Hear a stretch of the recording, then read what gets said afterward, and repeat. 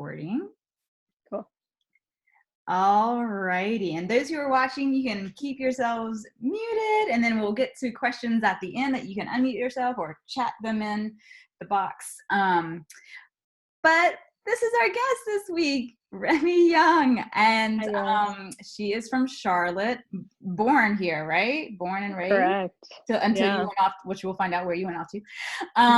And I'm just gonna let you take it away with your background. How did you get into dancing, and how did you get to where you are now, and how old are you now? For sure. I'm 22 now. So yeah, born and raised in Charlotte. My grandma owns the Charlotte School of Ballet. Mm-hmm. So I trained there starting at age 2, basically. Somebody, like one of my friends who was a teenager at the time, dressed me up in clothes from the Lost and Found, like a leotard and like little ballet shoes. Like everything was way too big for me. And I like snuck into class, but the deal was that I could take class as long as I behaved well. So that's sort of how I got into it, and didn't really stop after that. I went through a phase where tap was like way more interesting to me than anything else. Like I really wasn't into ballet too much. But then I got back into my grandma. Okay. Also had Melanie Sullivan for jazz and sometimes tap. Morningstar also taught some tap at times. So yeah, it was a ton of fun. I was actually fortunate for that because later, like a couple years ago, with my company, we did a tap piece, and so I was like, all right, I got this. Super cool. Nice. But so yeah, just trained with my mom and grandma. My mom later opened the Belmont School of Ballet. So I trained with them basically my whole life. And then when I was 15, about to turn 16, I moved to New York to join the Jacqueline Onassis School, which is the school for ABT. And I was there for a year and a half. It was kind of like a weird transition. So I did 1 complete year, and then I began my 2nd year, and halfway through the year, I joined the studio company, which was really, really exciting. So I finished that 2nd year in studio company, and then I started another year in September with studio company. And then halfway through that year, I got promoted again to apprentice with the main company. So it was like a really weird, like half year here, half year there type of situation, but it worked out. And I was an apprentice for, I think apprentices can be on contract for like 4 or 5 months or something like that. So after my apprenticeship completed, I got a core contract with ABT. I've been there ever since. This is my 4th year with the company now. So cool. So you've been living in New York for how? So you moved over there when you said 15? I think I was like about to turn 16. So okay. 6 years. Yeah. This is my 6th year in New York. Nice. So wow. Yeah. So what I know that your mom and grandmother teach Cecchetti primarily, right? But then is that what they train at Jacqueline School, or did you have to kind of switch over to Russian, or I don't know. Yeah, no, for sure. That's a great question. So yeah, Cecchetti training was such a huge influence in my upbringing. That combined with RAD, Royal Academy of Dance training, the two of those. But honestly, Cecchetti stuck with me more than anything else. I still to this day study the Cecchetti diploma DVDs. That's sort of on the bucket list for me, is to take my diploma exam. So hoping to do that soon. But yeah, definitely Cecchetti trained. But one of the reasons why, so ABT was always the dream company, mainly because it's like the most classical company that there is, and the repertoire is so diverse, and they really stay true to the classicism of ballet, which was important for me. So that was always the dream company, and it turned out that JKO was the perfect fit for a school because Franco De Vita and Raymond Lukens, who at the time ran the school, developed the ABT curriculum, which was very heavily influenced by Cecchetti. it's sort of a combination. They say that it's a curriculum, not a syllabus. Mhm. So whereas Cecchetti's a syllabus, you learn set exercises, take an exam. They have a guideline sort of how what they want the students to achieve each year, but not set exercises. So I was doing all my research and whatnot, and then I find out that, Franco and Raymond run the school. They both received their Cecchetti diplomas, or at least Franco did, I'm pretty sure. But Raymond developed this syllabus that was so influenced by Cecchetti, and it was also influenced somewhat by the Russian school and the French school. But it just really, really worked out. And I think that they're appreciative of my Cecchetti training still to this day. So I'm doing the ABT teacher training now during this time off in quarantine. And anytime something comes up about Cecchetti, they're like, "Isn't that right, Remy?" They always have to make sure that I'm staying true to my roots. So yeah, no, it definitely was a good fit, and definitely made the transition for me much, much easier than I was expecting. Cool. So you said that you were really wanting something very classically trained. How did you know that at such a young age? Like that's really, and that you wanted to go to American Ballet Theater and you wanted to dance in the Mhm, company. Like when's the first time mhm. you saw them perform, or, what was that like? I was like, I gotta do that. Yeah, no, for sure. So my mom took me to New York for the first time when I was like 9 years old. And that was the first time I saw ABT do Swan Lake, like with Jillian Murphy, was Oh, okay. starstruck. Yeah, Yeah. Yes, understandable. to say the least, like just absolutely in awe. And I, of course, fell in love with New York as well. And so then, okay, and then I visited again to visit one of their former students, Alicia Delgadillo, who's now with Hubbard Street. But at the time, she was still a student and she was doing the Juilliard Summer Intensive. So I went up there with them to just pay a visit. And I see all these little girls walking around Lincoln Center. They don't look that much older than I am. I'm like 11 maybe by this point. They don't look too much older than I am. I'm like, "Mom, what are they doing? Like, that looks so cool." Um, Turns out that they were kids who were attending the School of American Ballet Summer Intensive. So little do I know, the next year I'll be going up there to do the SAB Summer Intensive, and I do that for the next 4 summers after that. Um, so being able to go up to New York and live up there for 5 weeks, it worked out because SAB has a dorm, and so it's just much easier to do their intensive. Um, and it's not as big as the ABT intensive, and I also had never received any Balanchine training. And so it was good to just be versatile, even though I never would have turned out to be that type of dancer because it's just not how I was trained. It was definitely beneficial to just be more versatile. But that really, really made me sort of fall in love with the city and the lifestyle of the city and dancing in the city. But while we were at SAB, it's during ABT season. So like the field trips that we would go on were always to see ABT. And, on YouTube, I would always watch Julie Kent and Jillian and Susan Jaffe and Paulina Simonova, all of these people I grew up watching, they were all with ABT. So that's sort of how I knew that it was always the dream company. Um, and then once again, it's just like the training that I did growing up, just like it just correlated. It was very classical training that I did. And so it just like made sense, I guess. It's sort of like what I was taught to love, but then I also realized that it was just what I naturally loved as well.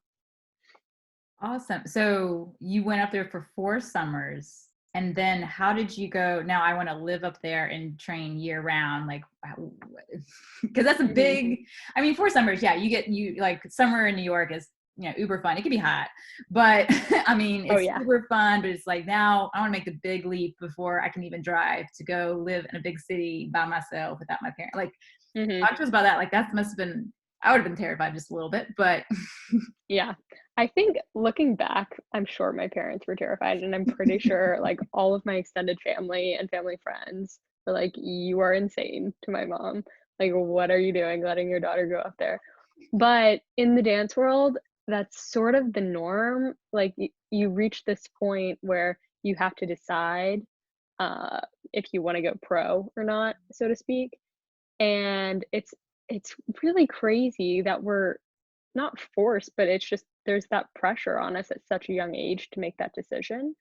Um, but at the same time, I think that maybe it's a good thing because you're just sort of young and naive and innocent, so you don't even think of the repercussions. You just do what you want to do. Um, and you really just go for things more. I think there's less fear at that age. So I guess that is sort of the benefit of it. But I knew that I needed that if I wanted to be a professional, I needed to go to some sort of professional program Mhm. or year-round school. Um, so I actually it was like August and I was supposed to go somewhere in September. So this was going into my junior year.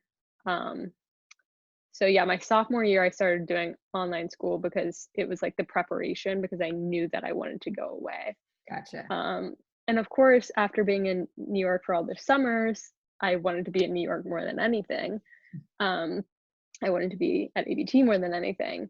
But we had done some auditions elsewhere, and there were some options at this point. But then Where it else sort of did you boiled. audition? Where else were you thinking? Well, yeah, so it sort of boiled down to UNCSA Okay, or yeah. JKO. Okay. And so Susan Jaffe was really, really helpful with that choice, but sort of it was like August. She was like, okay, you just have to pick one. Like I understand either way. Um, but so I ended up choosing JKO. We just sort of jumped on it and went with it just because it seemed like a more direct path Mhm. to where I wanted to be eventually. Of course, UNCSA would have been an incredible education and an incredible learning opportunity from Susan, and just it's a great environment that we've spent plenty of time. I was familiar with the environment, and it would have been a great option as well, but we just ended up taking the JKO route. So What made you decide to do that? Was that or just the love in New York and like you said, the direct route of hopefully it's taking you straight into the company that you want to be in, right? Get yeah, training at that school. Hmm. yeah, I think logistically it just was a bit more efficient in terms of Hmm. like, oh, I want to be with ABT one day, so I should go to ABT school. That was just sort of the mindset at the time. It felt as though it would be more direct. And of course, I did not know I was going to get into ABT. I went up never like it was a dream, but it seemed like a dream that was far away. Hmm. Um, I just knew that, okay, I'm going to school that has good training and they have connections. They can get me a job elsewhere if I don't make it into ABT. You know, if that's what's meant to be, that's what will happen. But yeah, I just worked out. Yeah, yeah. I mean, it does sound like it worked out because you just kept moving to the next thing, which in a fast period of time. So, like, what kind of the next thing is, what are some nuggets of advice you give to anybody else, like who is looking for that type of dream, or any life advice about training? You've already Mhm. given some little bits, but Yeah. any good nuggets of advice? Yeah. Well, okay. First and foremost, I think people undervalue the importance of researching like where you want to be. And it just because a big company has the name and the prestige doesn't always mean that it's the right fit for you. So you really have to consider, okay, what do I want? What are the types of pieces I want to perform? What city would I be most happy in? Because I have friends who would prefer to be doing more modern repertoire, or friends who just aren't happy in New York. It's too overwhelming. It's so exhausting even just surviving in the city. And that's totally understandable. There's nothing wrong with that at all. So it's really actually just so important to weigh all the factors. It's like if you're picking a college to go to, you know, you really have to just be aware of every aspect of that decision. Um, but also like it's you're gonna there's always gonna be like failure, and failure is not a bad thing. Just let that motivate you to like push forward and keep on going, and don't let it get you down. Because there have been plenty of times I didn't get into like a summer intensive I wanted to get into or What was that? You whatever. want to share? Because I think it's very Yeah, important for other people to hear like what failures anybody has yeah. perspective. Oh my gosh, no. I think, gosh, I don't even remember now. Maybe it was like San Francisco or Mhm. something. because when you're that age, you know, you just do like every audition possible. So of course, if you're doing every audition possible, there's no way you're gonna get into every single one, you know? Yeah. Like you just have to, whatever the saying is about, like, go for the shot. You're not gonna make all of them, but you know, if you don't try, you're not gonna get Definitely won't any of make it. them. Yeah. Whatever it is. But it's so true if you think about it. You know what I mean? Yeah. So yeah, I think it was like maybe San Francisco or something. I was like, okay, well, wasn't for me then. Move on. Where would I prefer to go? But yeah, no, I mean, in this career, it's a given that you're not gonna get 100% A plus plus every single time. You know, you just have to try and keep doing you. And people grow at different rates.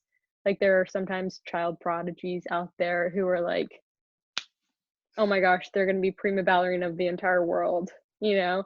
But then sometimes things happen and they get burnt out and they just lose their love for it. So they want to stop dancing. Or, you know, there are so many possibilities. It's just, you really just have to keep your horse blinders on and like keep doing you, because there's really no other way to go about it. Um, yeah, because at the end of the day, like you get into a company and you have to fend for yourself, sort of. There's no more guidance, so you have to be in touch with yourself and you have to know how you best work. And you know, if you need to take a day off, take a day off. If you know, whatever you need to do, you just need to go in there with the best preparation that you can to like fuel your own self and not expect it from anybody else, not expect anybody else to push you. And I think that's with anything in life.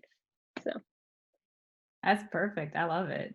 well, It made me remember. So I was looking on your Facebook page, and I'm going to go back to your story a little bit, because they have a great program at American Ballet Theater where it's a choreographic lab kind of thing. yeah. And I saw that you were working, I don't know who you were working with, who the choreographer was, but like, tell us a little bit about how that works and because it was more contemporary kind of work that you were doing with, I think, two other dancers maybe. Hmm. Um, Hmm. and did you ever get to perform that work, or is it still like in process? Yeah. Yeah, no, that's a cool question. That was actually such a great opportunity. This past September, or no, it was like this past fall sometime. Mhm. But David Hallberg created the what we call the ABT Incubator, which Mhm. is a choreographic initiative for both choreographers and for dancers. So I think he chose. So the choreographers have to go and audition in front of a panel of judges, just like a snippet of their work or whatever their idea, just pitch their idea. And it's kind of a crazy panel. It's like Alexei Romansky, Kevin McKenzie, David Hallberg, like a couple others. I'm just like, you know, that's intimidating. Is it um internal, like current dancers only, like choreograph, or I don't know, like, no, it's oh, both. okay. It can be current dancers, so Mhm. there's an audition for current dancers, and then there's an audition for external people. Oh, okay, cool. And so I don't really have the choreographic outlet in me. Like that's just not for me. I wish it were. I wish I could You choreograph, never know. You're but young, maybe. Who well, knows? I mean, we'll see what happens. Yeah, yeah. But as of right now, not so much. It's okay. But I was really interested in the process, and so I signed up to be a dancer for some of the choreographers. I think, uh, I guess different choreographers got different numbers of dancers. But I ended up working with Gabrielle Lamb, who is a really cool person, modern dancer and now choreographer. She's got a really cool resume, has worked with all these companies, and I'm pretty sure she has her own company called Pigeon Wing Dance now. Okay. You can check her out on Instagram or something. But she was just really, really wonderful to work with. And so okay, that's part of my thing, is that I feel so like strictly classical that I've always been like insecure and struggled with the more modern side of things. Oh, really? um I'm I grateful taught for you my modern, girl. I know, What? Wait a minute. I was about to say I'm grateful for my modern training, but it just doesn't You come did great. What are you naturally. talking about? And that video also, it was great. it You're better than you think. it's in there. It just feels like I need to explore more, and I just need to Sure. take more modern classes, I think. But part of the reason why I have such a weird thing with it is because I dislocated my shoulder. Okay. 3 separate times. The first 2 times were like doing modern classes. Like the first time was during a tech rehearsal for a recital in my modern piece, so I didn't get to do the recital the next day. And it wasn't like, my modern piece, y'all. I did not dislocate her shoulder. No. No, it was all my fault. Let's just claim that. Not me. But it wasn't the other teacher's fault either. It was just, you're loosey goosey. You're good. Oh my gosh. Yeah, it's so bad. It's so bad. And then the next time was when I was in studio company taking a modern class. And then, yeah, the third time, I'll get to that story later, because that was a whole other story for itself. But anyways, modern, just especially floor work in modern, of course, I'm just like, I think I'm just scared of it a little bit. Sure. But getting to do this process and just work with a choreographer in a familiar environment, like in the ABT studios for 2 weeks straight. It was, I think, 4 dancers in my group, so we got a lot of one-on-one time. It was just a really great experience, and a lot of it involved improv, which is another thing that just like even that word just gives me anxiety. Like, I can't. It's so hard for me. But so good for you. She got us. It's so good. It's so good, and she got us to do it. And it was different than what I expected. It's like you create these ideas and you just like stop your own self, from being able to do something that you think you can't. But yeah, so at the end of the 2-week process, we formulated a piece based off of all of the improv exercises that we did and some of her own construction. And we performed it in the studio. So it was just like a let them type of situation, studio showing of everybody's piece. And so my boss, my director, got to see me do modern that he probably would never ever see me do if it hadn't been for that. And I got to explore all of that. So it was a really cool experience. And I'm hoping, as long as we do go back to work in the fall, I'll be able to do it again this fall. So yeah, y'all can check it out. I might repost it too. It was very lovely, and so yeah, keep doing Is there it. a video online? It was on, or someone had tagged you. It's on your Facebook, I think. Okay, I'll under have your to videos. creep on myself. Yeah. Good to know. Did not know that was there. Yeah, it's there. What was that story you were going to go back to? Oh yeah. Okay, so injuries happen. That's for sure. So the third time I dislocated my shoulder, I knew that it was going to eventually dislocate at some point. That's basically like what the doctors had told me, but I just didn't know when it was going to happen, and it had been years since it had last dislocated. So I was first year core, yeah, just like baby, brand new in the company, didn't want to do anything wrong. You know what I mean? Just like obey, good girl, yes, done. So we do Nutcracker in California every year. Okay. We go for 2 weeks in December, and it's great. I love it over there. And so it was during snow. I had this entrance like halfway through where I come back on stage with this like massive like balance entourage, and I like throw my arm up in the air, and like there's snow everywhere, and I have to travel like halfway across the stage with one balance entourage. And so I like am booking it. I'm like living, feeling myself, whatever. And I like throw my arm and head up, and my arm just like flings out of the socket. Yeah. So I do like the rest of the balance entourage, and then after that it's like 2 pas de chats. And so I do the pas de chat. I'm like front and center. Okay, like yeah, just a mess. 2 pas de chats, like holding my arm in place because you can't move it right now. It's like fully out. Like it's oh god. I just like I'm just like in autopilot at this point. And so then after that we change formations. And so as we're like running in this big whirlwind sort of, I just like run off stage because I didn't know what else to do. And next thing I know, I'm like laying on the ground backstage. Oh wait, no, back up. I run off stage. I'm like laying on my stage manager, like screaming while she's like calling the show. She's like, sorry, I can't talk right now. I'm like, oh my god, like cursing really bad. And I like look over, and like there's Jennifer Garner with her 2 kids sitting over there because it was Misty Copeland's show. So Jen was backstage. And yeah, so we're friendly now, to say the least.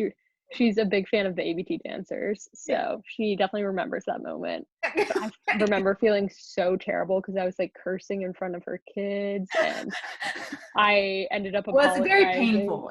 Like, If you never, and I've never, knock on wood, dislocated shoulders, but I've had friends that had, and it's extremely, it's like there's a knife digging in you and you can't do anything. Yeah. So you just like don't even know what's happening. Yeah.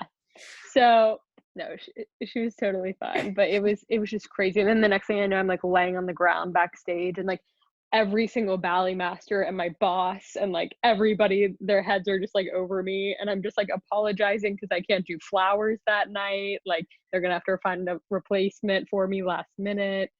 And then my PT comes up and he can't get it back in. It just like wouldn't go without potential damage. Yeah. And so they like call an ambulance. Yeah.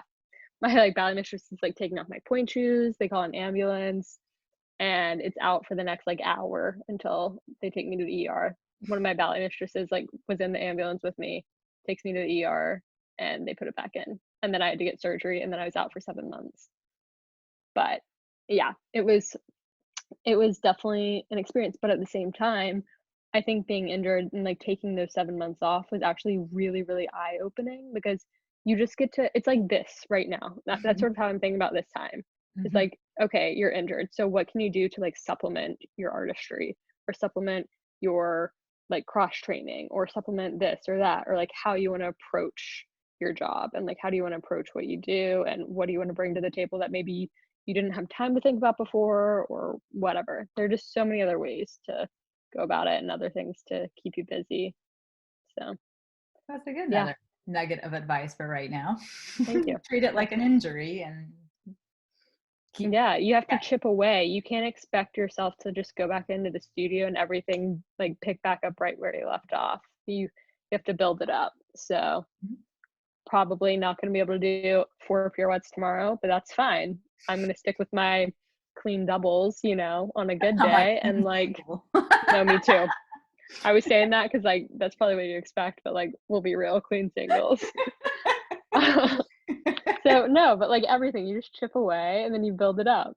So, yep. Awesome. My last question is, and then you guys can ask questions.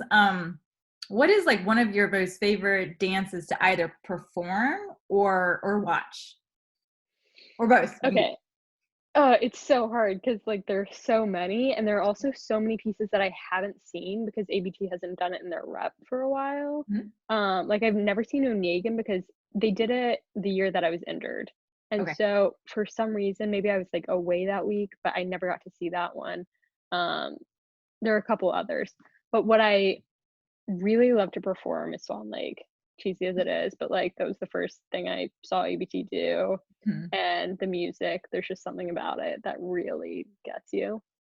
I love watching theme and variations, because I did like the lead role for a summer intensive, like the principal role for a summer intensive a couple years back, and I like fell in love with it then. And then a little bit after that, I was in Studio Company, and Lupe Serrano, who's this like legend goddess, who's like 80 something years old and still teaching, would teach us the principal variation, when we had variations class in Studio Company. So fell in love with it then. And then this past fall, we finally got to perform it, and ABT hadn't done it in like 5 years. It was my first time performing it, but performing it is like so nerve-wracking for some reason. It's just like one of those ballets that there's like a lot of prestige and pressure behind it. So it's just like, I don't know, there's something more underlying that's like giving you the nerves rather than just like the steps. Because it was like well rehearsed and we knew that we could do it, but there was something about like when the curtain goes up and you're just like standing in 5th position, you're just like, oh my gosh. Yeah, it was nerve-wracking, but it was so much fun. So love that one. Okay, one of my favorite ones to watch though is Romeo and Juliet, because Juliet is just like such a dream role. I think probably for a lot of people, but I don't know, there's just something about her and the story, and the music is like the best score ever. So Yeah, okay, I'm gonna stop there because the list goes on, but yeah, we'll stick with those for now. That's awesome. So Francesca and Carolina, Francesca is a student of mine and Carolina is a dancer of mine and teacher. Very cool. And Awesome. what questions do you all have for Remy? If any. I kind of talked a lot. And feel free, if you don't want to talk, you can chat it. Yeah. I had a question. So like what you said earlier about like joining like a school, like a pre-professional school to like get yourself on that track to go into a company. So like I would like, it would be like, it's like a far off dream for me to be a company, like in a dance company, like when I'm older, but I still want to like graduate high school and like have my high school experience and then go to college. But I feel like if I do that, I might like not be in a company because I might miss my chance, because those are like the prime years, I guess, to like dance of while course, you're in high school and college. That is like one of the hardest struggles, I think, for any person wanting to pursue a dancing career, is like sacrificing the high school norm, and especially if you want like the normal college life too, then it's really, really difficult. But there are so many good colleges with dance degrees, like what is it, USC, University of Southern California, has like, they work with foresights like all the time apparently. Or like there's also Juilliard. Like there's so many incredible, I think University of Indiana or somewhere in Iowa or India, one of the I states, they have like an incredible dance program. And a lot of my friends have gotten into companies after graduating from one of those programs, which is super. Oh, the Ailey Fordham program. I take classes at Fordham part-time, and I have made some friends with some of the Ailey people. Alicia Dalgadia, who's with Hubbard Street, did the Ailey Fordham BFA program and then went to Hubbard Street. Like, it's totally possible, and there are ways to figure it out. I think it really just sort of boils down to like I said, doing your research and figuring out what you want and what is the best fit for you, and then sort of going from there. Like if you have a dream company in mind, or a couple dream companies in mind, that you're like, okay, this is my only chance, I'm going to go for this, I'm going to do this, do it. You might not be able to go to your senior prom. How old are you? I'm 15. 15. Okay. So you still have like a year or two to like figure out which way you want to go. But yeah, I mean, just like, yeah, maybe just like have a moment with yourself and think about it. It's so difficult, but it's also, you can try an audition while you're still in school too. And then you can just like figure out your options. You don't necessarily have to give anything up. But it's such a difficult decision. Yeah, of course. Yeah. By the way, one of my like best friends who's also an ABT, her last name is Bonfiglio. So I'm like, yeah, that's cool. I know. We're not related in any way, but I follow her on Instagram, and like I DM'd her when I first like found out. I was like, oh my gosh, we have the same last name. Like, that's so awesome. And yeah, I like know of her. I've only like DM'd her like one that's other amazing. time, like one time when I found out who she is. But that's incredible. Yeah, She's like a good friend of mine.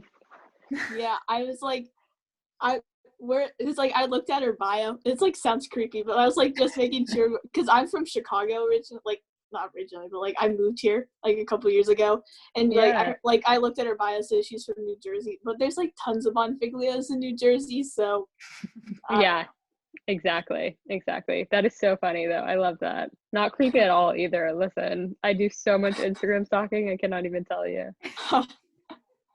No, that's so funny. Small world. Yeah. Thanks, Francesca. That's a good question. Carolina has one.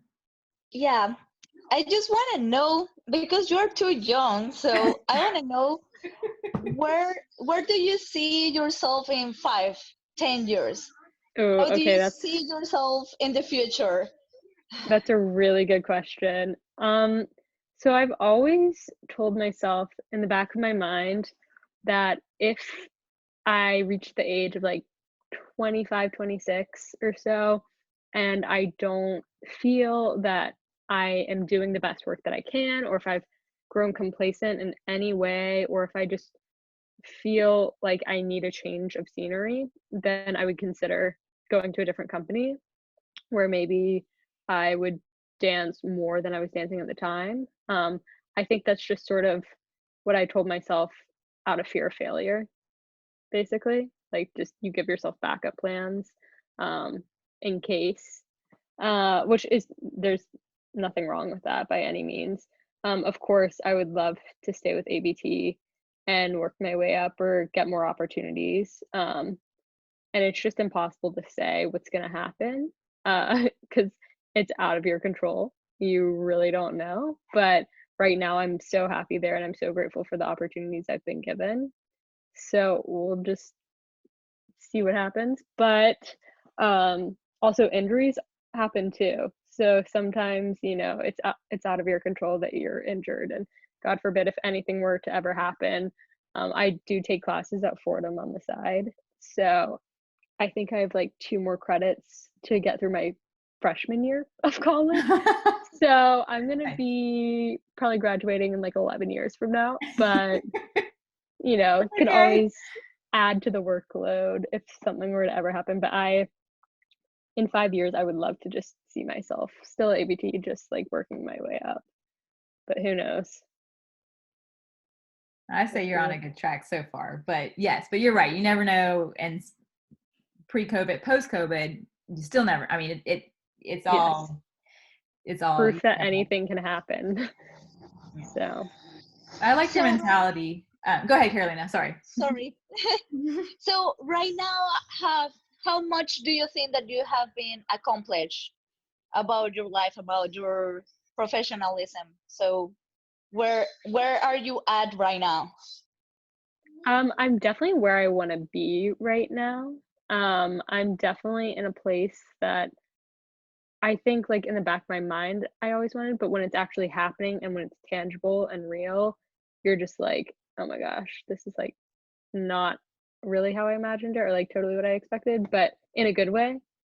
Um, but no, I'm really, really happy with everything right now. I really can't complain. And it's important to just like remind yourself of that every day, I think.